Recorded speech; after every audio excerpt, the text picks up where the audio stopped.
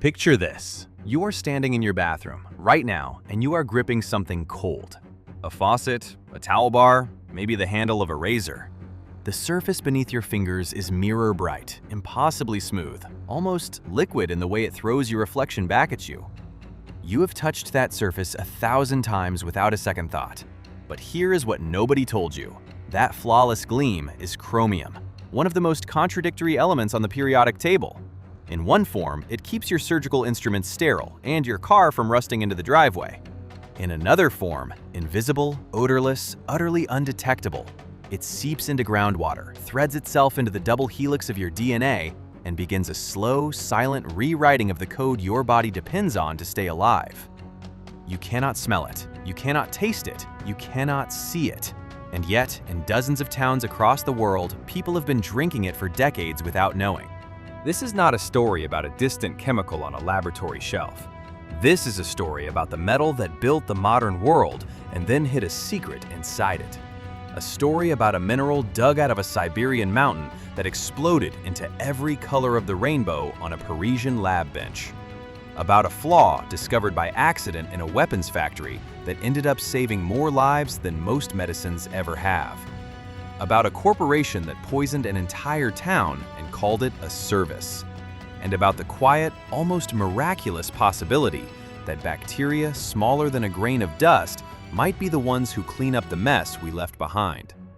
By the time this story ends, you will never look at a chrome bumper, a stainless steel knife, or a glass of tap water the same way again. Because chromium is always two things at once. It is the blinding shine and the hidden shadow. The life-saving alloy and the cancer-causing runoff. The painter's color and the slow-burning poison in the wall. This is the story of an element that has been inside your body since the day you were born, that holds together the buildings you walk through, that reflected your face back at you this very morning, and that has, in its darker form, quietly ended lives it was never supposed to touch. There is a word in science for a substance that can both heal and destroy depending entirely on its configuration. Dual use. Chromium is the most extreme dual-use element on the periodic table. Two sides of one coin, and we are about to turn it over. The year is 1797, and we are going underground. Not in a subway, not in a basement, in a mine shaft in the southern Ural Mountains of Siberia, a place where winter lasts 9 months and the rock walls press close enough to feel like they are breathing on you. The miners here are not looking for gold. They are digging for whatever the mountain gives them, hauling out chunks of ore by lantern light, wiping sweat and stone dust off their faces with the same rag. And then someone's pickaxe catches something strange. It is not gray like iron ore, not black like coal. It is deep red, almost the color of dried blood, with an interior shimmer that catches the lantern flame and throws it back in warm, heavy tones. The miners call it crocoite, from the Greek word for saffron, because of that reddish-orange glow. They have no idea what they have found. They bag it, send it to the surface, and eventually, through the slow circulatory system of 18th century scientific exchange, a sample makes its way west across the whole of Europe, all the way to Paris. And in Paris, a young chemist named Louis-Nicolas Vauquelin holds this strange Siberian rock in his hand and feels something pull hard at his curiosity. Vauquelin was not yet 30 years old in 1797. He had been born to a Norman peasant family, which meant that his education had been a series of lucky accidents, the right teacher noticing the right spark at the right time. He was not flamboyant like some of his contemporaries. He was methodical, patient, the kind of scientist who keeps notes in a steady hand even when the experiment is going wrong, especially when it is going wrong. He had already made minor contributions to the chemistry of the day, but nothing that would guarantee him a place in history. The Siberian rock was about to change that. He set up his workspace the way a jeweler sets up a bench, everything in its place, every vessel clean, every flame calibrated. He dissolved the crocoite in acid, then added reagents one by one and watched. What happened next is the kind of moment that makes people dedicate their lives to science. The solution began to change color. Not one color, colors, plural. The liquid shifted from pale straw to a rich, brilliant yellow. He added another compound, and it erupted into deep, saturated orange. Reduced slightly, and it turned green. Not a murky green, but a jewel-tone emerald that seemed to generate its own light. He tried alkaline conditions and got a flame-red precipitate that settled to the bottom of the flask like crushed garnets. In a matter of hours, on a single workbench, from a single piece of Siberian rock, Vauquelin had produced a color range that painters spent entire careers trying to mix. He was not looking at a single compound with minor variations. He was looking at the same element shifting valence states, a concept that 18th century chemistry barely had the language to describe, and with each shift, presenting a completely different face to the world. He wrote in his notes, translated roughly, that this new substance appeared to be a distinct metal of exceptional character, and that its tendency to produce vivid and varied colors was unlike anything he had previously encountered in all his years at the bench. He named it chrome, from the Greek word chroma, meaning color. And just like that, with a peasant chemist's patient hands and a piece of bloody red Siberian stone, the most chromatic element in the periodic table got its name. But here is where you need to stop and think about what this means, because it destroys a story you probably believe without knowing you believe it. When most people imagine industrial metals, iron, steel, chromium, they picture gray. Functional gray, purposeful gray, the gray of factory floors and engine blocks and wartime utility. Chromium, in most people's mental image, is the cold gleam on a car bumper, the brushed finish of a kitchen appliance. Useful, reliable, and about as exciting as a filing cabinet. That image is completely wrong, and it was wrong from the very first day chromium was identified as an element. Chromium was born in color. Its discovery was not an industrial moment, it was an artistic one. Vauquelin had not found a building material, he had found a paint box, and the art world was paying close attention. Within a few years of Vauquelin's announcement, chromium-derived pigments began appearing in artist supply shops across Europe. Chrome yellow, a rich, saturated, almost aggressive golden color made from lead chromate, became one of the most popular pigments of the 19th century. Painters could not get enough of it. It was intense in a way that the older yellows, ground from minerals or extracted from plants, simply were not. It was stable in ways that earlier yellows sometimes failed to be. It was affordable, reproducible, and when it caught good northern light on a studio canvas, it practically vibrated with energy. Chrome yellow ended up in the fields of Vincent van Gogh's sunflowers, blazing with an almost hallucinatory intensity that earlier pigments could not have achieved. It colored the skies of Constable's landscapes and the bold block lettering on commercial posters across Europe and America.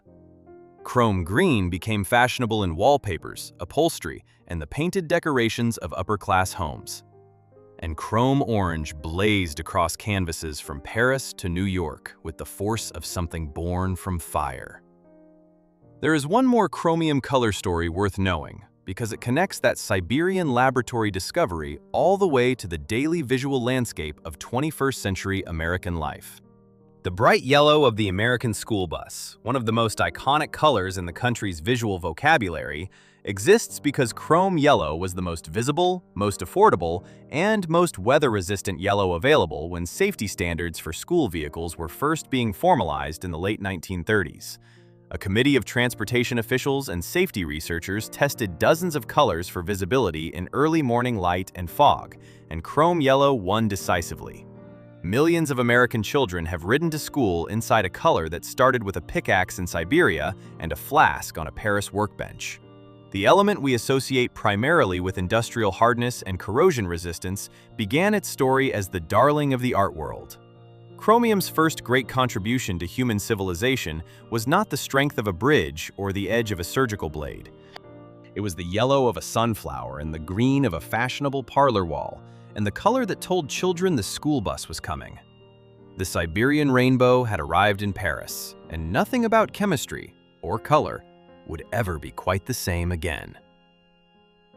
Now imagine you could shrink, not to the size of an insect, not to the size of a bacterium, but all the way down past the cellular level, past the molecular level, until you are small enough to sit next to a single atom of chromium and watch what it does. what you would see would be deeply strange. At that scale, the normal rules of matter start behaving like suggestions rather than laws, and chromium is one of the most eloquent violators of expectation in the entire periodic table.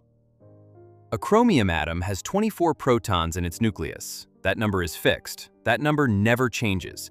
It is the thing that makes chromium, chromium, and not some other element. But around that nucleus, in a cloud of probabilistic orbits that classical physics cannot fully describe, are the electrons. And here is where chromium starts doing its trick.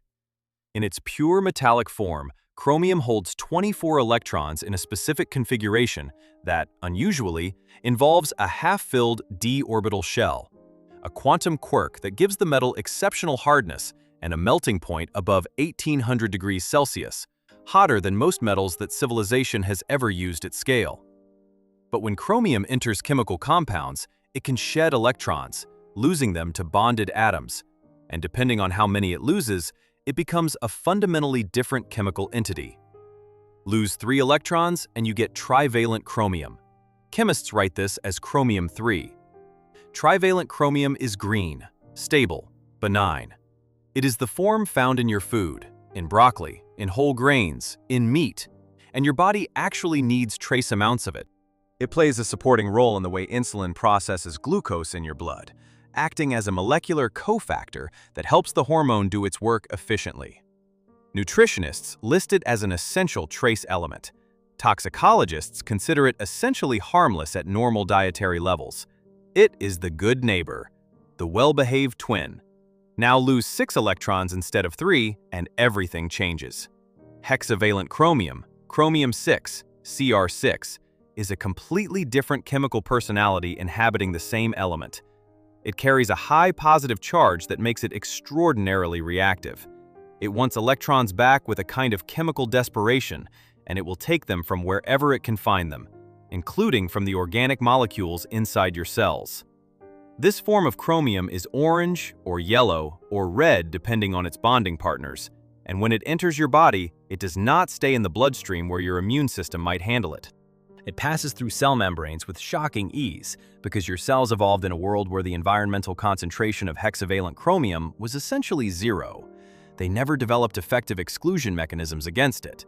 Once inside a cell, chromium-6 starts accepting electrons from surrounding molecules, reducing itself back toward chromium-3 in the process. But the chemical pathway of that reduction passes through highly reactive intermediate forms that act like molecular shrapnel inside the cell, attacking proteins, oxidizing lipid membranes, and, most critically, attacking DNA, the double helix in the nucleus of every single cell in your body, causing breaks, mutations, and crosslinks between strands that should never touch. Your DNA repair mechanisms are sophisticated and relentless, but they were not designed to cope with a sustained chemical assault from a heavy metal that arrived by stealth. The result, with chronic exposure, is a significantly elevated risk of lung cancer, nasal cancers, and other malignancies depending on the pathway of exposure. And here's the detail that makes this genuinely haunting. The difference between the safe form and the lethal form is not a different element. It is not even a different atom. It is the same nucleus, the same 24 protons, the same fundamental identity. The only difference is the number of electrons attached to it. 3 electrons lost, a dietary supplement potentially beneficial. 6 electrons lost, a confirmed human carcinogen, capable of threading its corruption directly into the genetic code of a living cell. The margin between life and death, between nutrient and poison, is 3 electrons in a quantum cloud so small that no microscope available to human civilization can directly observe it. And yet that difference is absolute. It is the difference between a cell that functions normally and a cell that begins the slow, silent, irreversible process of malignant transformation. This is what makes chromium philosophically unsettling if you think about it long enough. We are accustomed to thinking about poisons as being different in kind from nutrients. Arsenic is poison, calcium is nutrition. They are different elements, different atoms, with no overlap. But chromium forces us to confront a more uncomfortable truth, that the line between beneficial and lethal can run straight through the center of a single atom, determined by nothing more than the quantum accounting of electrons. The same substance that helps your body process sugar is, in a slightly different electronic configuration, a carcinogen that destroys the very blueprint of life. It is the same actor playing two roles in the same theater. One role in the daylight, one role in the dark. And the audience, meaning us, meaning every living creature that encounters chromium in industrial concentrations, cannot always tell which performance is currently running. There is something almost mythological about this if you step back far enough. Ancient stories are full of figures who are simultaneously healers and destroyers, deities who bring both rain and flood, plants that cure in small doses and kill in large ones, fires that warm and incinerate with equal facility. We invented those stories because nature kept providing the examples. Chromium is one of nature's most precise and most disturbing demonstrations of this principle. The same element, the same atom, everything the same, except the count of electrons. And the difference between those electron counts is the difference between nourishment and catastrophe. Between a nutrient your pancreas quietly depends on and a carcinogen that has been quietly contaminating the drinking water of communities across 4 continents, this is the quantum mask that chromium wears. This is why the entire history of the element, its discovery, its industrial adoption, its artistic legacy, its environmental crimes, its medical importance, can only be understood if you hold this central paradox in your mind at all times. Chromium is not one thing. It is never one thing. It is always a performance, always a transformation, always the atom in the process of becoming something else entirely. Every time you see that mirror-bright surface on a piece of machinery or a kitchen appliance, what you are actually looking at is the stable, 3-electron lost form sitting quietly at the surface, doing its job, keeping oxygen out. But somewhere in the manufacturing history that made that surface possible, the 6-electron form existed, may still exist, right now, in trace quantities, in waste streams, in the soil beneath a factory floor, in an aquifer that feeds a rural well somewhere downstream from a place that used to make car parts, or tan leather, or plate motorcycle exhaust pipes. 3 electrons. That is all the distance there is between a nutrient and a nightmare. Between the gleam on a surgeon's scalpel and the slow disaster in the groundwater. 3 electrons, and the whole story changes. We need to talk about the age of shine, because the 20th century did not just use chromium, it fell in love with it. And like most great loves in history, this one was passionate, a little blind, and accompanied by consequences that the lovers were nowhere near ready to face. Let us begin in the 1890s, when European manufacturers discovered that chromium compounds could be dissolved into solution and then plated onto metal surfaces through a process called electrodeposition, running an electric current through a bath of chromic acid to deposit a thin, mirror-hard layer of metallic chromium onto whatever object you submerged. The result was transformative in ways that went far beyond chemistry. Objects that would have rusted, pitted, and dulled within years, sometimes within months, now held a surface so hard that most ordinary scratches could not touch it, so chemically stable that mild acids barely left a mark, and so perfectly reflective that you could check your hair in a door handle. Chromium plating was not just a coating, it was a statement.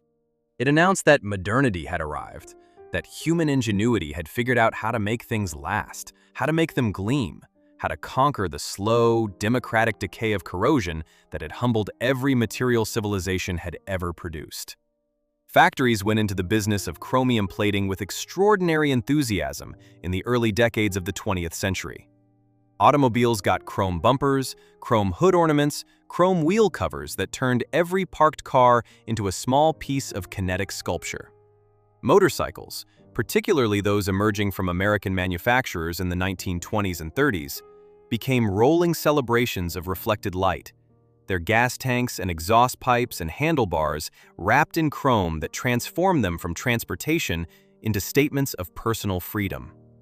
Radios, electric fans, toasters, and telephones all received chrome trim that made them feel futuristic, permanent, and expensive, regardless of the materials underneath. But let us pause at 1913, because something happened in a Sheffield workshop that year that was as important to modern life as almost any scientific discovery of the century. and it happened almost entirely by accident. Harry Brierley was a metallurgist working for a British arms manufacturer, tasked with developing a steel alloy that would resist the internal erosion of rifle barrels. Erosion was a serious problem. The heat and chemistry of repeated firing gradually degraded the inner surface of gun barrels, reducing accuracy and shortening the weapon's useful life considerably. Brierley was experimenting with different proportions of chromium in steel alloys, because chromium had already been shown to improve hardness in certain configurations. He mixed, melted, cast, and tested dozens of alloys over the course of months. Most failed for his specific purpose. He set the rejected samples aside in a corner of the workshop while he moved on to the next round of tests. And then he noticed something that stopped him cold. The rejected samples were not rusting. Everything in a busy metalworking shop rusts eventually. The acid vapors, the humidity, the perpetually oxidizing atmosphere of the workplace all eat at unprotected steel with patient inevitability. But these particular samples, sitting in the same environment, in the same conditions that were leaving rust marks on every other piece of unprotected steel in the building, were staying bright. Brierley investigated and found that the alloy with this astonishing corrosion resistance contained roughly 12 to 13% chromium by weight. He had accidentally discovered what would come to be called stainless steel, and he had discovered it while looking for something else entirely, which is, it bears noting, how a remarkable number of the most important discoveries in the history of science actually happen. The mechanism was elegant and almost poetic in its simplicity. In sufficient concentrations, chromium in a steel alloy reacts with oxygen in the surrounding air to form an extremely thin, extremely stable layer of chromium oxide right at the surface of the metal. A layer so thin it is completely invisible to the naked eye, measured in nanometers, and yet so chemically unreactive that it acts as an impenetrable barrier between the iron in the steel and the corrosive world outside. And unlike ordinary rust, which is porous and crumbles away to expose fresh metal beneath it, this chromium oxide layer is self-repairing. Scratch it and it reforms. Expose it to mild corrosive agents and it rebuilds itself from the chromium distributed throughout the alloy.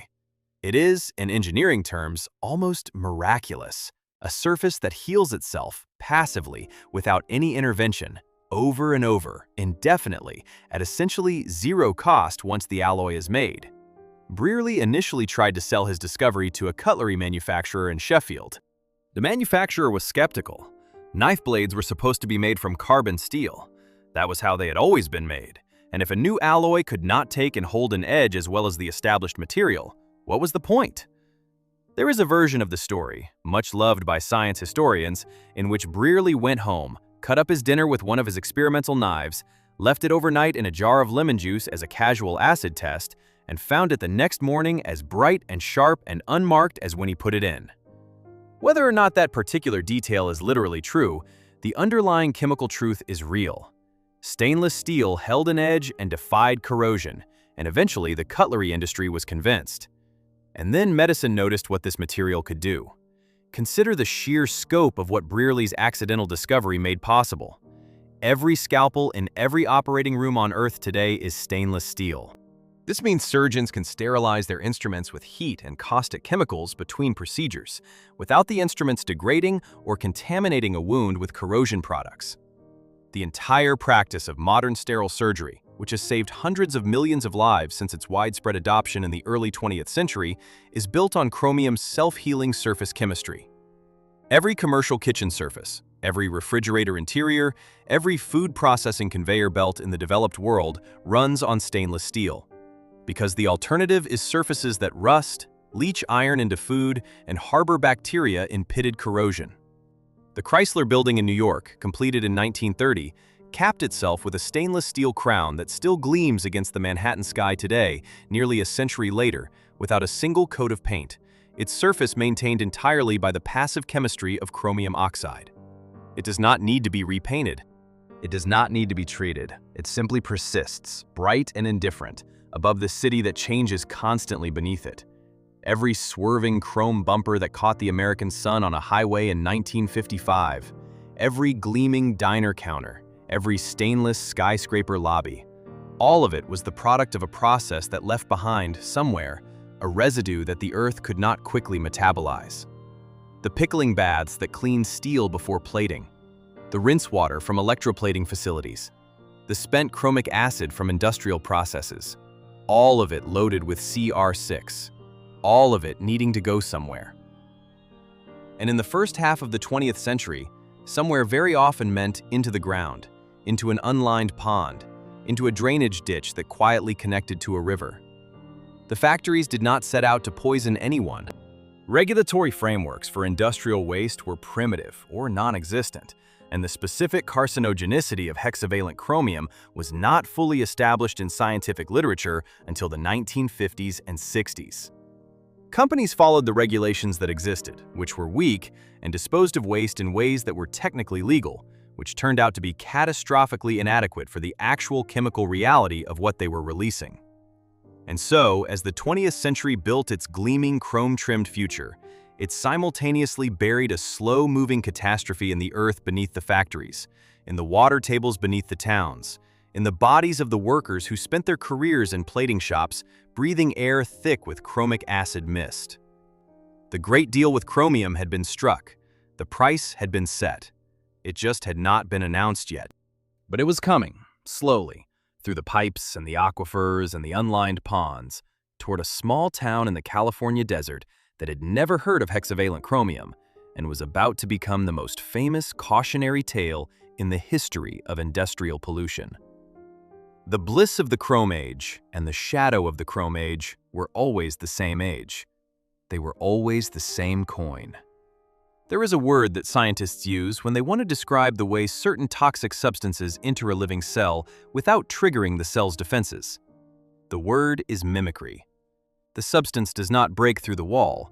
It knocks politely, wearing the right disguise, and the cell opens the door. Hexavalent chromium is one of the most accomplished molecular imposters in the entire catalog of environmental contaminants. Here is how the deception works. The chromate ion, which is the primary form of CR6 dissolved in water, carries a shape and charge distribution that is remarkably similar to the sulfate and phosphate ions that your cells use constantly in normal biochemistry. Sulfate and phosphate are nutrients. Your cell membranes have specific transport channels designed to pull them in quickly and efficiently because your cells need them. When a chromate ion approaches one of these channels, the channel does not recognize the threat. The geometry is close enough. The charge distribution is close enough. The door opens, and chromium-6 walks inside. What happens next unfolds over a timeline that makes it almost impossible to connect cause and effect in any intuitive way. The chromium-6 inside the cell does not kill immediately. It does not produce obvious symptoms within hours or even days. Instead, it begins its slow chemical work, accepting electrons from cellular molecules, generating reactive intermediates, leaving small scars on DNA strands that the cell's repair machinery may or may not catch. Most of the time, most of the damage is repaired. The cell is resilient, and the repair systems are sophisticated. But not always. Not every time. And in the people who were exposed not once, but thousands of times, workers in chromium plating shops, in leather tanneries, in chromate pigment factories, the accumulation of small, imperfectly repaired DNA lesions over years and decades tilted the odds in a direction that the body could not recover from. Workers in the chromium industry noticed the physical signs long before the science caught up with the mechanism. In the early decades of the 20th century, workers in chromate production facilities began developing a characteristic and deeply unpleasant condition: perforations of the nasal septum, the thin wall of cartilage and bone that divides the nasal cavity. The chromic acid mist in the air of plating shops and pigment factories was corrosive to the mucous membranes of the nose and throat, and with prolonged exposure, it literally dissolved tissue. Workers called the result a chrome hole. Some workers wore plugs of cotton in their nostrils to try to protect the tissue. Many did not. The company doctors of that era noted the condition, gave it a clinical name, and largely treated it as an occupational hazard to be managed rather than a signal to be investigated. The concept that an occupational exposure might cause cancer years or decades after the fact was not well established in industrial medicine until the mid-20th century. And chromium's carcinogenicity specifically was not broadly accepted in the scientific community until a series of studies, beginning in the 1940s and 50s, traced unusual patterns of lung cancer and chromate production workers in Britain, Germany, and the United States. Those early studies were contested, delayed, debated, and in some cases, suppressed by industry groups who had significant financial incentives to prevent regulatory action. The pattern is familiar from the histories of other industrial carcinogens.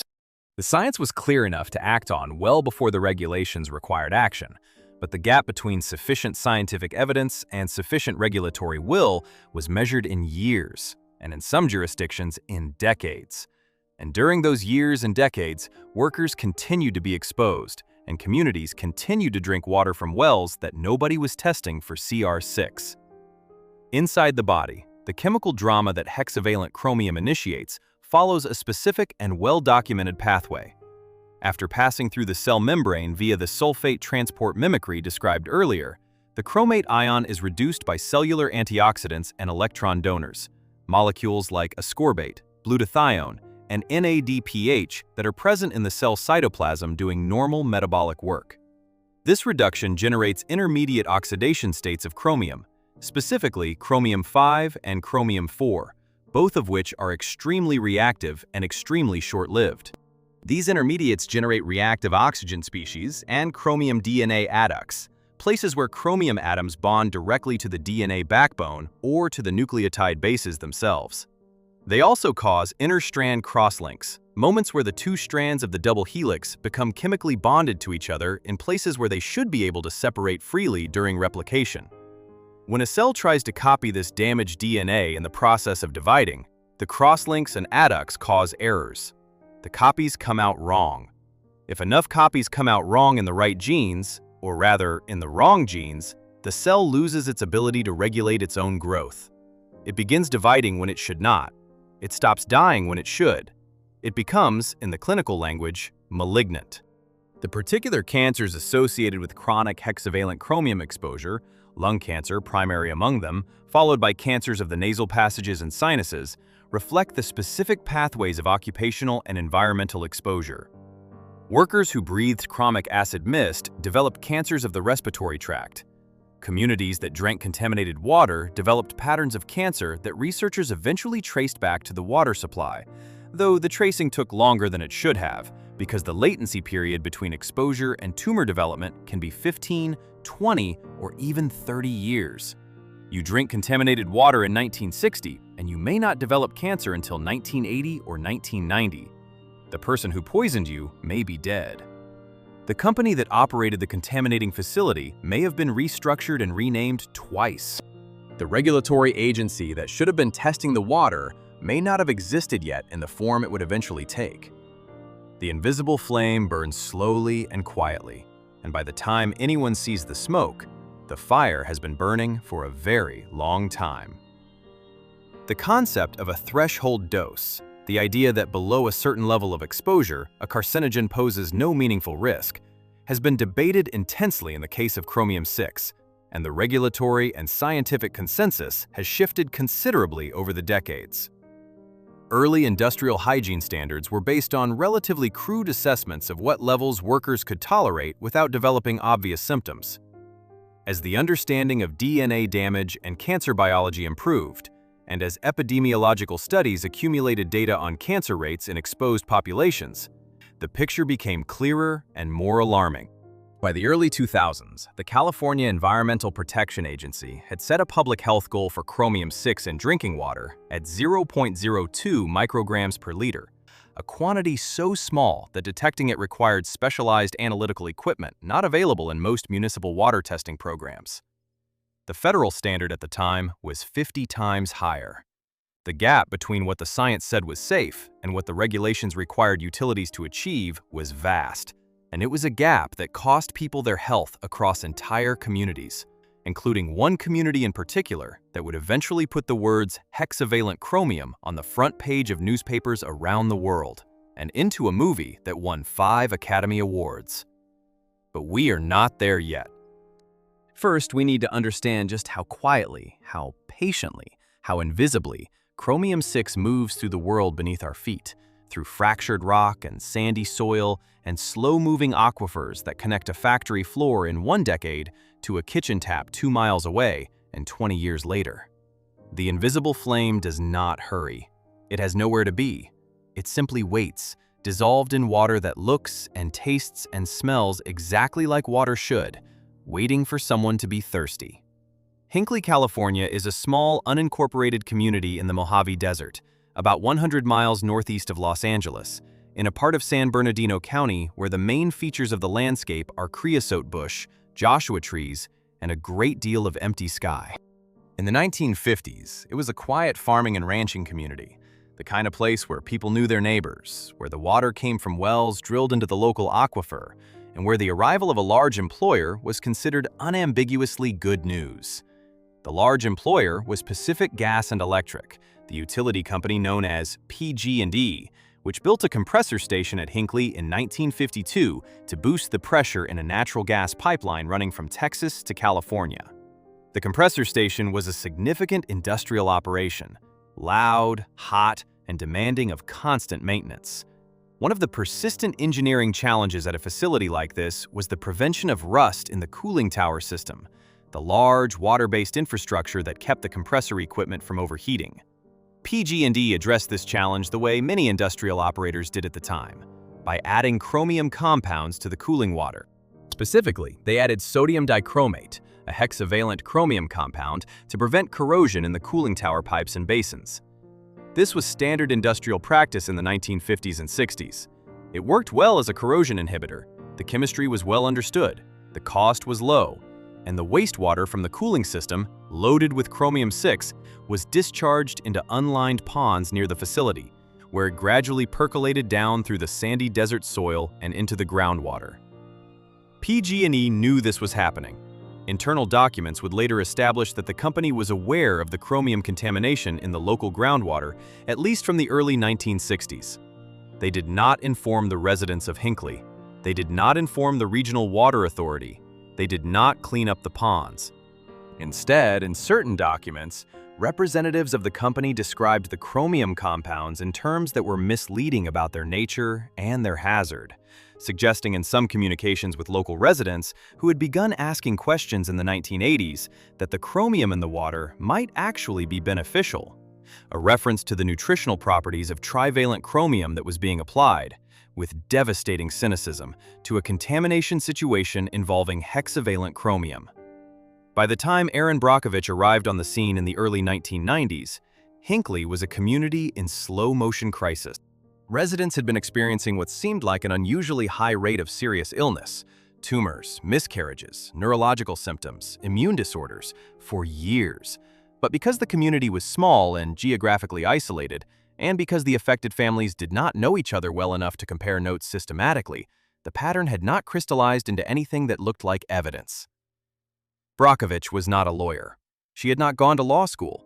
She was a single mother of 3 who had taken a job as a legal file clerk at a small personal injury law firm in Culver City, California, after a car accident had left her in financial difficulty. She had no formal scientific training and no background in environmental regulation.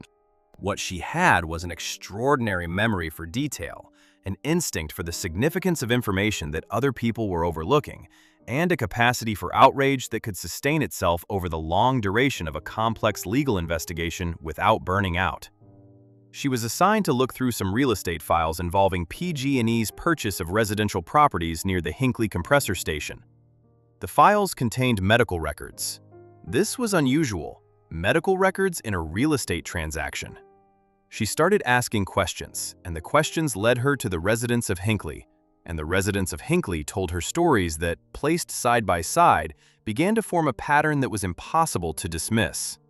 A child with a rare tumor, a neighbor with chronic nosebleeds and respiratory problems, a family with multiple members diagnosed with the same unusual cancer within a few years of each other, an elderly woman with spinal deterioration inconsistent with her age, all of them connected by the same water supply, all of them living in the plume zone, the area of groundwater contaminated by the seepage from PG&E's unlined cooling ponds. Brockovich worked the case with a tenacity that the opposing legal teams consistently underestimated. She drove out to Hinckley repeatedly, spending time with the affected families, building the kind of trust that comes from genuine attention and genuine care rather than professional obligation. She tracked down documents. She connected medical records to addresses, to well locations, to contamination maps. She found the internal PG&E communications that established what the company knew and when it knew it. The meticulous, obsessive work of connecting those threads, matching a memo dated in 1966 to a medical record from 1989 to a well location on a contamination map from 1993, was the kind of work that looks simple in retrospect and is almost impossibly difficult in process. In 1996, the law firm of Masry and Vidito, where Brockovich worked, settled the case against PG&E for $333 million, the largest settlement ever paid in a direct action lawsuit in United States history at that time. $333 million, distributed among more than 600 Hinckley residents whose health had been compromised, whose property values had collapsed, and whose trust in the institutions that were supposed to protect them had been obliterated. The settlement did not fix the aquifer. It did not remove the chromium from the groundwater. It did not bring back the years of health that the affected residents had lost. And it did not stop PG&E from continuing to operate as a utility or from facing subsequent environmental scandals in later decades. What it did was make Hinckley a word that people knew. It made hexavalent chromium a phrase that journalists could use in a newspaper headline and expect their readers to have some understanding of. And it made a single, determined, formally unqualified woman into a global symbol of the idea that corporate power, however large and however well-resourced, can be held accountable by someone with a filing cabinet, a telephone, and an unwillingness to be discouraged. The movie that told this story in 2000, with Julia Roberts in the lead role, reached an audience of tens of millions and introduced the concept of groundwater chromium contamination to people on 6 continents who had never heard of Hinckley or PG&E. It is a strange and somewhat uncomfortable fact about modern environmental awareness that a Hollywood film did more to raise public consciousness about hexavalent chromium than decades of peer-reviewed scientific literature had managed. But it did. And after 2000, the question of chromium-6 in drinking water was no longer a specialist's concern. It was a story that ordinary people knew, at least in outline, and that made it significantly harder for regulatory agencies and industrial operators to treat it as a technical matter to be resolved quietly among professionals. The ghost had a name now, and the ghost was in the water. Here is something your doctor probably has not mentioned, and something that sounds, the first time you hear it, like it cannot possibly be true. Right now, in your body, in the cells of your liver and your muscle tissue and the lining of your intestine, a tiny amount of chromium is at work. Not destroying, not mutating, helping. Assisting specifically in one of the most fundamental biochemical processes in your body, the process by which insulin delivers glucose into your cells to be burned for energy. You are, in a very literal sense, partly dependent on the same element that contaminated the water supply of Hinckley, California, for the normal functioning of your metabolism. This sounds like a cruel joke. It is not. It is biochemistry, and it is one of the most genuinely strange and instructive facts in the entire story of chromium. The fact that an element with one of the most notorious toxic profiles in the history of environmental regulation is also, in its other valent state, a nutrient that your body cannot fully do without. Trivalent chromium, chromium-3, plays a role in what biochemists call glucose tolerance. The details of the mechanism are still being refined by researchers, but the broad picture has been established for several decades. When you eat carbohydrates, your blood glucose rises. Your pancreas responds by secreting insulin into the bloodstream. Insulin binds to receptors on the surface of cells throughout your body and triggers those cells to take up glucose from the blood. This is the basic mechanism that keeps your blood sugar from rising to dangerous levels after a meal, and it is the mechanism that fails or becomes impaired in people with type 2 diabetes. Chromium-3 appears to enhance the sensitivity of cells to insulin, to make the insulin receptor more responsive to the hormone signal, so that the same amount of insulin produces a more effective cellular response. The molecular mechanism involves a chromium-binding protein in the cell called chromogulin, which activates the insulin receptor's internal signaling cascade when chromium is present. In chromium-deficient conditions, this amplification effect is reduced, and insulin sensitivity decreases. The practical consequences of chromium deficiency in humans were first clearly documented in the 1970s through clinical observations of patients receiving long-term intravenous nutrition, people whose digestive systems were bypassed and who received all their nutrients through direct infusion into the bloodstream. Early formulations of intravenous nutrition solutions did not contain chromium, and patients on these regimens began developing symptoms that looked disturbingly like type 2 diabetes, elevated blood glucose, impaired glucose tolerance, peripheral neuropathy, weight loss. When small amounts of trivalent chromium were added to the intravenous formulas, the symptoms resolved. The conclusion was clear. Chromium-3 was an essential nutrient, and its absence caused metabolic dysfunction that mimicked diabetic pathology. Subsequent research estimated that chromium deficiency, in milder forms than those seen in intravenous nutrition patients, might contribute to impaired glucose tolerance in the broader population, particularly in people consuming diets high in refined carbohydrates and low in whole grains, vegetables, and meats, the foods that naturally contain trivalent chromium. The recommended dietary intake for chromium is measured in micrograms, 20 to 35 micrograms per day for adults, depending on age and sex, which is a vanishingly small quantity. A microgram is 1/1,000,000th of a gram. The entire chromium content of a typical human body at any given time is estimated at less than 6 milligrams. You are, chemically speaking, running on traces. But those traces matter in ways that researchers are still working to fully characterize. Chromium supplements became popular in the 1980s and 90s, particularly among athletes and bodybuilders, after early research suggested that chromium picolinate, a specific form of trivalent chromium, might enhance muscle development and fat metabolism. The claims outpaced the evidence considerably, as tends to happen when nutritional supplements collide with the fitness industry, and subsequent clinical trials produced mixed and inconclusive results on the performance enhancement questions. But the underlying finding, that trivalent chromium plays a genuine and necessary role in metabolic regulation, was never seriously in doubt. Now, hold both facts in your mind at the same time, because this is the moment when the full strangeness of chromium becomes undeniable. In Hinckley, California, people were developing cancers and systemic illness because hexavalent chromium was in their drinking water. In hospital wards, patients were developing metabolic disease because trivalent chromium was not in their intravenous nutrition. The same element, the same atomic number, the same position on the periodic table, atomic number 24, symbol Cr, element chromium. In one form, a carcinogen that devastates DNA. In another form, a cofactor without which your insulin cannot do its job properly. The distance between these two chemical identities is 3 electrons, not 3 atoms, not 3 molecules. 3 electrons in a quantum orbital cloud too small to see. The same substance that poisons one community is a nutrient another community's metabolic health depends on. This is not a metaphor. This is not a rhetorical device. This is the literal, empirical, peer-reviewed chemical reality of element 24. And if that does not make you stop and reconsider everything you think you know about the relationship between chemistry and danger, between substance and safety, between the element and its effect on life, then nothing in this story will. Chromium does not care which role you assign it. It does not have a moral preference for healing over harming. It simply is what its electron configuration makes it at any given moment. The lesson it teaches, if we are willing to learn it, is that the story of any element, the story of any substance, any technology, any power, is never simply good or bad.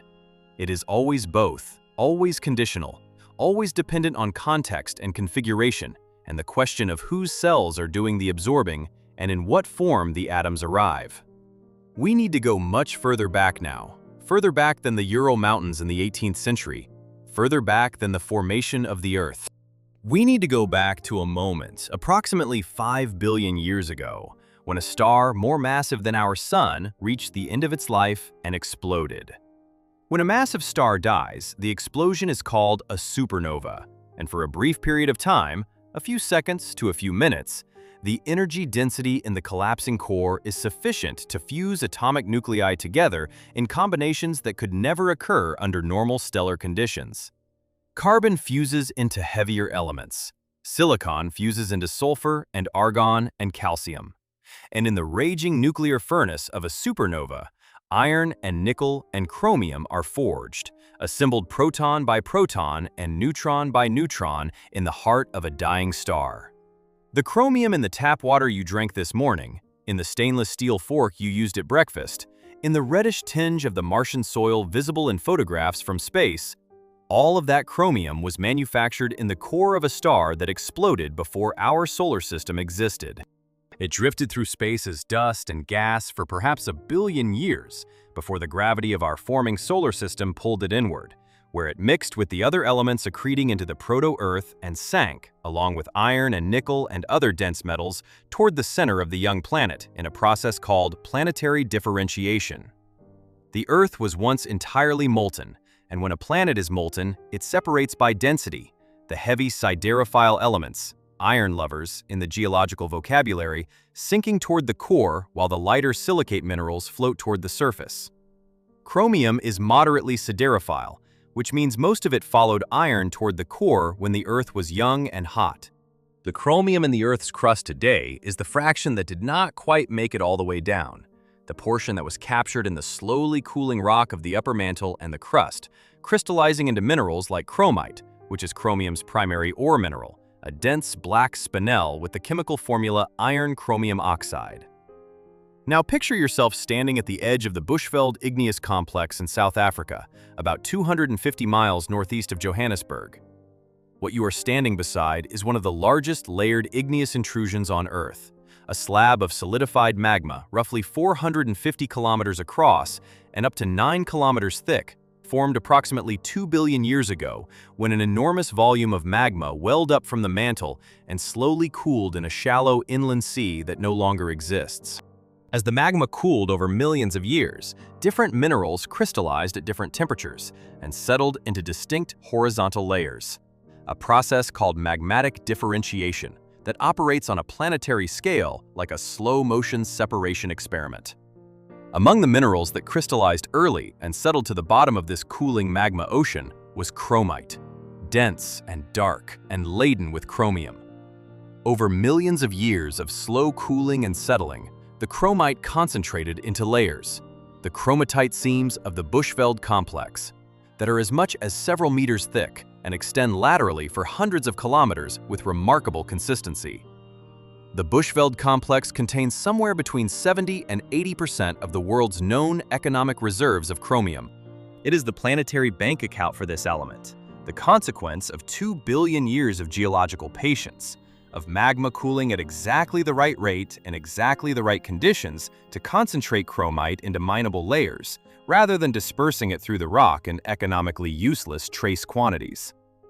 South Africa, Zimbabwe, Kazakhstan, and India account for the vast majority of global chromite production, and the geography of this production is not accidental.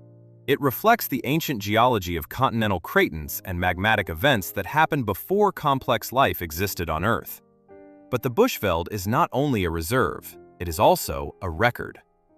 Geologists read layered igneous intrusions like the Bushveld the way historians read ancient texts, carefully, attentively, looking for events and conditions that changed the environment and left their signatures in the rock.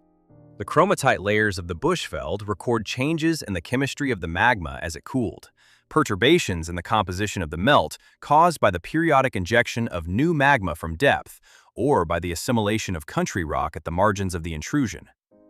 Each chromatite layer represents a moment of geochemical instability, a tipping point at which chromium suddenly came out of solution and crystallized instead of remaining dissolved in the melt.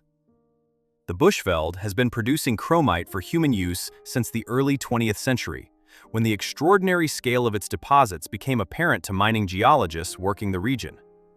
Today, massive open-pit and underground mining operations extract millions of tons of chromite ore per year from seams that have been identified and mapped across hundreds of kilometers of the South African Highveld. The ore is crushed, processed, and shipped to ferrochrome smelters, where it is reduced with coke in electric arc furnaces at temperatures above 1500 degrees Celsius to produce ferrochromium, the alloy of iron and chromium that is then added to steel to make it stainless. The entire supply chain from Bushveld's chromite to the stainless steel in a kitchen appliance is a chain of extreme processes, geological concentration over billions of years, mining at industrial scale, smelting at temperatures that exceed the surface temperature of some stars, alloying, casting, rolling, fabricating, polishing.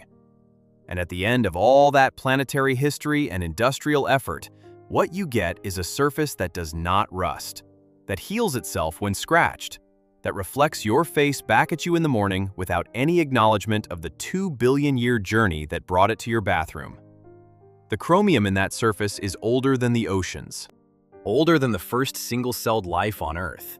It was forged in a star that no longer exists, buried in a planet that was still cooling, concentrated by geological forces operating over timescales that human language was not designed to express. And now it holds your towel bar in place.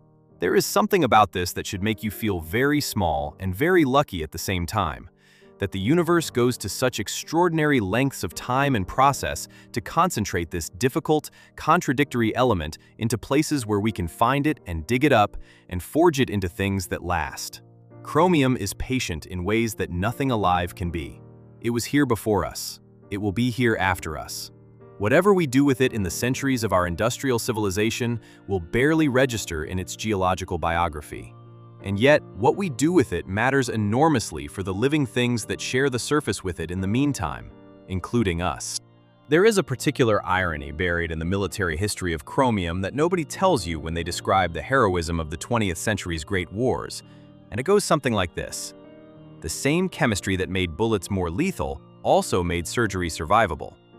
The same element that hardened gun barrels and armored tank turrets also sterilized the scalpels that pulled the shrapnel out. Chromium served both Mars and Hippocrates simultaneously, without preference, without irony, without any awareness of the contradiction, because chromium is a chemical, and chemicals do not choose sides. They simply respond to the conditions they are placed in. Let us go back to the First World War, to the fields of northern France and Belgium, where industrial-scale warfare was being fought for the first time in human history. The scale of the carnage in that war was unprecedented, not only because of the numbers of men involved, but because of the nature of the weapons. High-explosive artillery shells, machine guns, barbed wire, these were technologies that produced injuries of a complexity and severity that 19th-century battlefield medicine had never been designed to handle. And behind the lines, in field hospitals that were sometimes nothing more than farmhouses with the furniture pushed aside, military surgeons were doing things that had been impossible a generation earlier. They were performing complex abdominal surgeries, amputations under general anesthesia followed by careful wound management, procedures that required sterile instruments that could be boiled between uses without rusting or degrading, that could be wiped with carbolic acid without the metal corroding, that would not shed particles of rust or oxidized metal into an open wound. Stainless steel, which had been invented by Harry Brearley just 2 years before the war began, arrived at something close to the perfect moment. Military medical services on both sides adopted stainless steel instruments with remarkable speed once their properties became apparent. A scalpel that could be sterilized reliably and repeatedly was not a luxury in a field hospital. It was the difference between an infection rate that was manageable and one that was catastrophic. Wound infections were killing soldiers who survived the initial injury at a rate that shocked even the physicians of the era, who had seen plenty of infection in civilian practice. The introduction of sterile technique using reliable stainless steel instruments was one of the factors that began to bend that infection curve downward. Not quickly enough, not completely enough, not without enormous ongoing loss, but measurably, demonstrably in the records that military medical historians later compiled. At the same time, on the offensive side of the same war, chromium-alloyed steel was being used in gun barrels, in artillery breech mechanisms, in the structural components of early armored vehicles. The same corrosion resistance and hardness that made a scalpel reliable made a gun barrel last longer through the chemical assault of repeated firing. Chrome vanadium and chrome nickel steels were being specified for weapons components precisely because the mechanical properties they needed, hardness, toughness, resistance to wear, and thermal stress, were delivered by chromium in ways that carbon steel alone could not match. So in the year 1915, in the fields of northern France, chromium was simultaneously keeping people alive on the operating table and keeping the weapons more lethal in the field. This is not a rhetorical paradox. It is a documented historical fact about the material properties of a single element deployed on both sides of the line between killing and healing. The Second World War deepened and broadened this pattern.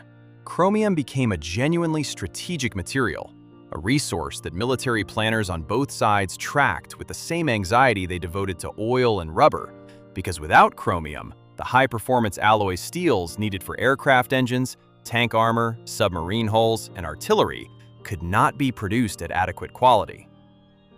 The United States, which had limited domestic chromite deposits, depended heavily on imports from southern Rhodesia, South Africa, and Turkey. Securing those supply lines was a genuine military priority. Germany, cut off from many of its normal supply sources by the Allied naval blockade, made extraordinary efforts to stockpile chromite before the war began, and to develop substitute alloys that reduced chromium content. The scarcity of chromium constrained German weapons production in ways that historians of the war's material dimension have documented in detail. Chromium was not just a metal in the Second World War, it was a geopolitical lever. The countries that had it, or could access it, had options that the countries without it lacked. And after the war, as the industrial economies of the victorious nations shifted back to peacetime production, chromium's role in warfare was replaced by its role in the consumer economy. But the industrial infrastructure that had been built to process it at scale remained, and it was repurposed with extraordinary speed into the production of the chrome-trimmed cars, appliances, and architectural features that defined the aesthetic of the post-war era. The same smelters, the same plating facilities, the same chromium, different purposes. And on the surgical side, the post-war era brought an expansion of the uses of stainless steel in medicine that went far beyond the operating room. Stainless steel became the material of choice for hospital furniture, for food service equipment in institutional kitchens, for the internal components of medical devices, ranging from hip replacements to coronary stents to the housings of pacemakers. The biocompatibility of stainless steel, its ability to exist inside a human body for extended periods without corroding, without triggering immune reactions, without degrading in the warm, slightly acidic chemical environment of human tissue, is a direct consequence of the passive chromium oxide layer that Brierly accidentally discovered in his Sheffield workshop. Every hip replaced in the last 60 years, every stent deployed in a narrowed coronary artery, every orthodontic wire that straightened a child's teeth, all of them made possible by the same basic chemistry. Chromium at the surface, forming its invisible protective film, keeping the rest of the metal quiet and contained inside a body that did not need one more thing to fight. But here is where the story takes its dark turn back, because the same indestructibility that makes chromium alloys so valuable in medicine and in construction becomes a liability the moment those materials reach the end of their useful life. Stainless steel does not rust. Chrome-plated components do not corrode easily, which means that when they enter the waste stream, when a car is scrapped, when a factory closes, when a pile of industrial chromium-containing waste is buried in a landfill, the chromium in those materials does not go away. It persists. And depending on the conditions in the landfill or the contaminated site, the acidity of the surrounding water, the availability of oxidizing agents, the activity of soil bacteria, trivalent chromium in the waste can be oxidized back to hexavalent chromium, reversing the safe valence state and recreating the carcinogen from the benign residue. The indestructibility that protects us when the material is in use becomes a long-term source of chemical contamination when the material is discarded carelessly. The chrome-plated motorcycle exhaust pipe, symbol of American freedom and individualism since the 1930s, eventually ends up in a junkyard. The junkyard eventually becomes a brownfield. The brownfield eventually leaches into an aquifer. The aquifer eventually connects to a well. The ghost that started in the cooling ponds of Hinckley is also in the rust-free ruins of the Chrome Age, waiting patiently in landfills and contaminated sites across the industrialized world for the right hydrogeological conditions to resume its slow migration toward the water table. To understand what is coming, you need to understand something about the way water moves underground, because the future of chromium contamination is written not in the soil at the surface, but in the slow, dark, invisible hydrology of the aquifers beneath it. Groundwater does not stay still. It moves, driven by gravity and pressure gradients, through the spaces between rock particles and through fractures in bedrock, at speeds that range from a few meters per year in tight clay formations to several kilometers per year in porous gravel aquifers. It carries dissolved materials with it: salts, minerals, nutrients, and, where industrial contamination has occurred, heavy metals and synthetic organic compounds. Once hexavalent chromium enters an aquifer, it behaves as what hydrogeologists call a conservative tracer, meaning it does not readily absorb onto mineral surfaces and does not easily precipitate out of solution under the mildly oxidizing conditions that prevail in most shallow aquifers. It simply travels with the water, slowly, invisibly, without any signal that it is there. The plume of contamination that PG&E created beneath Hinckley was not an isolated phenomenon. It was an example of a pattern that has been replicated, with variations, at industrial sites across the world wherever chromium compounds have been used in significant quantities and disposed of carelessly.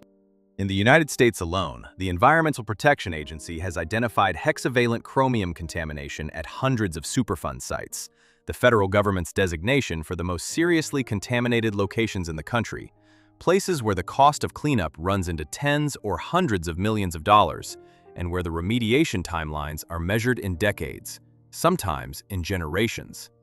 But the United States, with its Superfund program and its reasonably well-funded environmental regulatory apparatus, is actually in a relatively better position than many other parts of the world when it comes to tracking and addressing chromium contamination. In India, the leather tanning industry has been a major source of hexavalent chromium contamination for decades. Chrome tanning, the use of chromium sulfate to convert animal hides into leather quickly and consistently, is the dominant tanning method worldwide, accounting for roughly 80 to 90% of global leather production, because it is faster, cheaper, and produces a softer, more consistent product than traditional vegetable tanning. The process generates large volumes of chromium-containing wastewater and solid waste that, in many parts of the developing world, are disposed of with minimal treatment. In Kanpur, India, one of the world's major leather-producing cities, studies have documented hexavalent chromium contamination in wells and surface water across a wide area surrounding the tannery district. Communities that depend on these water sources for drinking and agriculture have been exposed to chromium concentrations far above any safety standard, in some cases for decades.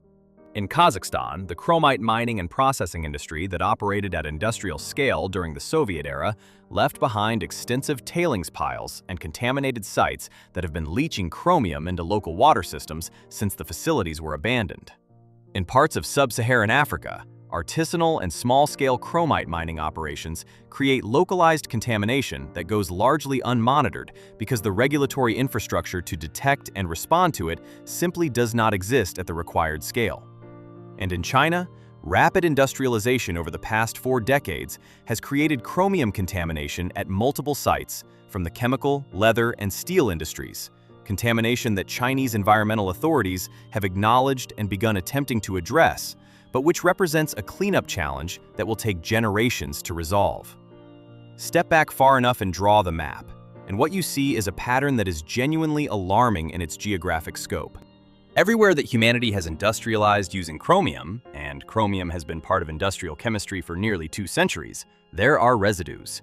Some of them are contained, monitored, and being slowly remediated. Many of them are not, and the residues do not decay on human timescales. Hexavalent chromium in groundwater does not break down into harmless products through natural processes the way some organic contaminants do. It persists. It migrates. It waits for someone to drill a well in the wrong place. Projections published by environmental scientists in the last decade suggest that in regions with high historical chromium use and limited environmental regulation, parts of South Asia, Central Asia, and Sub-Saharan Africa in particular, the full extent of groundwater contamination has not yet been fully mapped, and the peak of health impacts from that contamination may not arrive for another 20 to 30 years, as aquifer plumes slowly reach water sources that communities currently consider safe.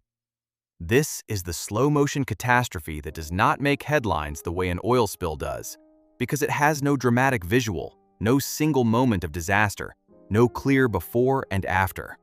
It is a contamination that arrived over decades and will continue to arrive over decades more, expressed not as a wave, but as a statistical shift in cancer rates, in kidney disease rates, in developmental outcomes for children, the kind of signal that is difficult to see in real time and almost impossible to attribute definitively to a specific source without the kind of careful, expensive, long-term epidemiological research that low-income communities in contaminated regions rarely have the political power to demand.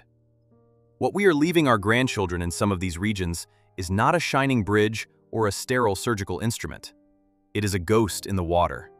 A patient, invisible, odorless ghost that was put there by industrial decisions made long before their parents were born, in exchange for profits that went somewhere else entirely.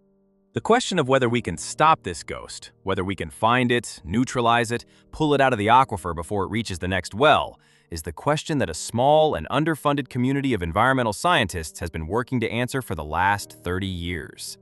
And the answer, slowly, is beginning to look like yes. In a laboratory at the University of Massachusetts Amherst in the 1980s, a microbiologist named Derek Lovely was studying something that most of his colleagues considered either obvious or unimportant: the question of how certain bacteria manage to survive in environments with no oxygen. This is not as obscure a question as it sounds. The vast majority of environments on Earth where humans live and work have plenty of oxygen, and the vast majority of organisms that humans interact with depend on oxygen for their metabolism, using it as the final electron acceptor in the chain of chemical reactions that generates energy from food. But below the surface, in the oxygen pore zones of aquifer sediments and lake beds and deep soils, there are bacteria that have been making a living for billions of years without oxygen, and they do it by finding other electron acceptors to substitute. They breathe, in a chemical sense, using iron or manganese or sulfate or nitrate, whatever electron-accepting molecule is available in their environment. What Lovely discovered, and what turned out to be relevant to chromium in ways nobody anticipated at the time, is that certain of these bacteria are capable of using hexavalent chromium as an electron acceptor. They take chromium-6, pass electrons to it in the course of their normal metabolism, and reduce it to chromium-3, to the stable, benign, non-carcinogenic form. For the bacteria, this is simply energy metabolism. They are not cleaning up contamination out of any intention or awareness. They are doing what their biochemistry has been doing for billions of years, finding available electron acceptors in their environment and using them to run their cellular machinery. The fact that the electron acceptor happens to be a toxic heavy metal and that the product of their metabolism happens to be a harmless one is, from the bacteria's perspective, entirely incidental. From the human perspective, it is extraordinary. Here is something nature had been doing, quietly, in the sediments of contaminated aquifers for decades, long before anyone was paying attention to it or thinking about harnessing it. Certain soil bacteria were already reducing hexavalent chromium to trivalent chromium in the zones where contaminated groundwater met iron-reducing anaerobic conditions. The natural attenuation of chromium contamination through microbial activity had been happening in some sites, slowing the migration of plumes and reducing peak concentrations, without anyone having designed it or deployed it deliberately. The science of bioremediation, using living organisms to detoxify contaminated environments, took this natural process and began asking how to accelerate and direct it. The approach, now called enhanced bioremediation of chromium contamination, involves introducing electron donors, typically simple organic compounds like acetate, lactate, or molasses, yes, ordinary food-grade molasses injected into groundwater, into the contaminated zone to stimulate the growth and activity of the indigenous chromium-reducing bacteria already present in the aquifer sediments.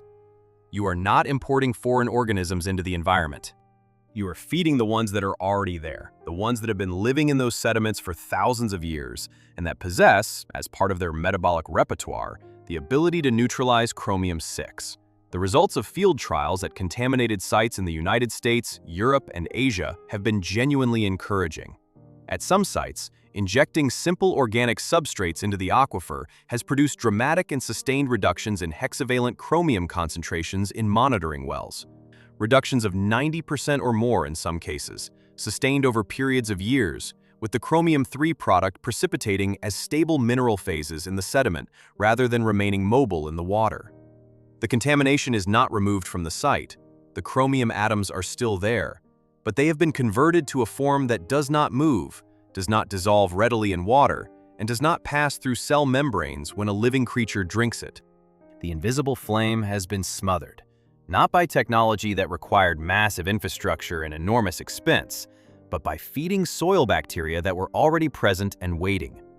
Beyond the microbial approach, phytoremediation, the use of plants to extract, contain, or detoxify contaminants in soil, offers another tool for the remediation of chromium-affected sites. Certain plants, particularly some species of sunflower, Indian mustard, and various grasses, have been shown to accumulate chromium in their tissues when grown in contaminated soil. The plants draw chromium up through their roots along with water and nutrients, concentrated in their above-ground biomass, and can then be harvested and processed to remove the chromium from the site entirely rather than simply immobilizing it in place.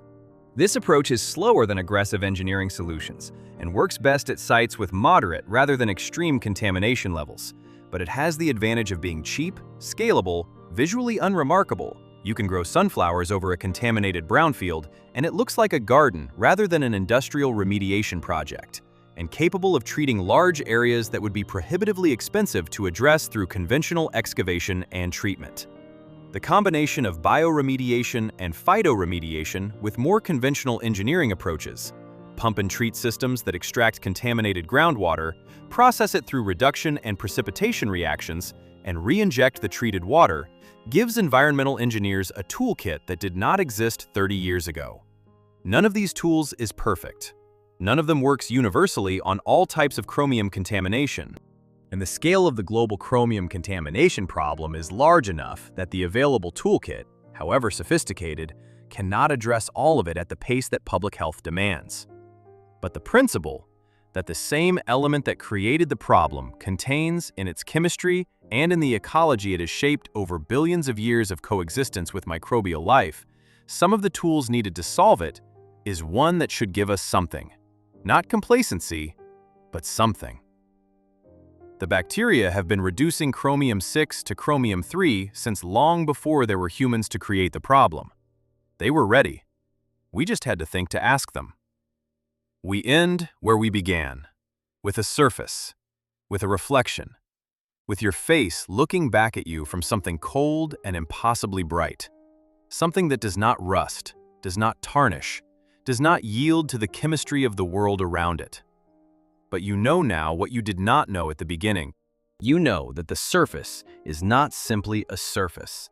It is the resolved endpoint of a journey that started in the nuclear furnace of a dying star 5 billion years ago, continued through the slow cooling of a young planet's mantle, concentrated over 2 billion years in the dark layers of a South African igneous complex, arrived at the surface of the Earth through the labor of miners and the heat of smelters, passed through the hands of an accidental inventor in a Sheffield workshop, traveled the supply chains of a century of industrialization, and came to rest, temporarily, in this specific configuration, in this specific place, reflecting your specific face at this specific moment of the 21st century. That is a long way to travel to hold up a towel.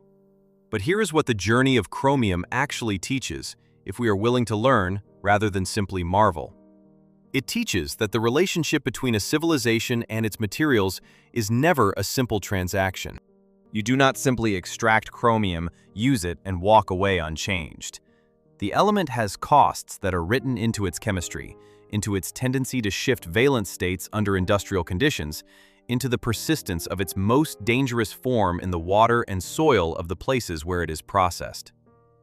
Those costs have been paid, disproportionately, by people who had the least say in the decision to impose them. Workers in plating shops, communities downstream from tanneries, families in desert towns who trusted the water their utility company told them was safe. The gleam of a civilization is always, in some sense, paid for by someone. Chromium makes this visible in a way that few other elements do. It makes it legible. It writes the transaction in a language of chemistry that, once you understand it, cannot be misread. The story of chromium is also a story about the limits of human foresight and the dangers of technical enthusiasm unchecked by systemic thinking. The chemists who developed chrome pigments did not intend to poison Victorian parlors. The engineers who specified chromic acid for cooling tower corrosion control did not intend to contaminate aquifers. The industrial designers who specified chrome plating for everything from car bumpers to kitchen appliances were not thinking about the waste streams their specifications created. They were solving the problems in front of them: corrosion, color, appearance, longevity, with the best tools available. And the consequences downstream in both the literal and figurative sense, were invisible to them. This is not a story about villains. It is a story about the systematic failure to ask the question that every powerful technology demands. And then what? Chromium is also, finally, a story about redemption. Not the easy redemption of a problem solved, but the harder, more interesting redemption of a problem understood. We know what hexavalent chromium does to DNA. We know how it moves through groundwater. We know which bacteria can reduce it and under what conditions. We know how to design manufacturing processes that keep chromium in its safe, valent state throughout the production cycle and minimize waste. We know how to recycle stainless steel, and stainless steel is, in fact, one of the most recycled materials on Earth, with recycling rates above 80% in many markets, precisely because the value of the chromium it contains makes it economically worthwhile to recover rather than discard.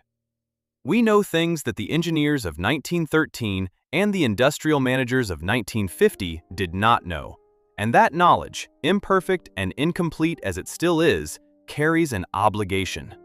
The chromium in the aquifer beneath a tannery district in Kanpur did not get there because of malice.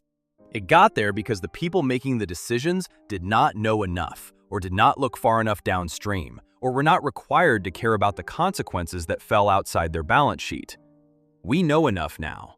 The question is whether knowing is sufficient to change behavior at the scale and speed that the problem demands.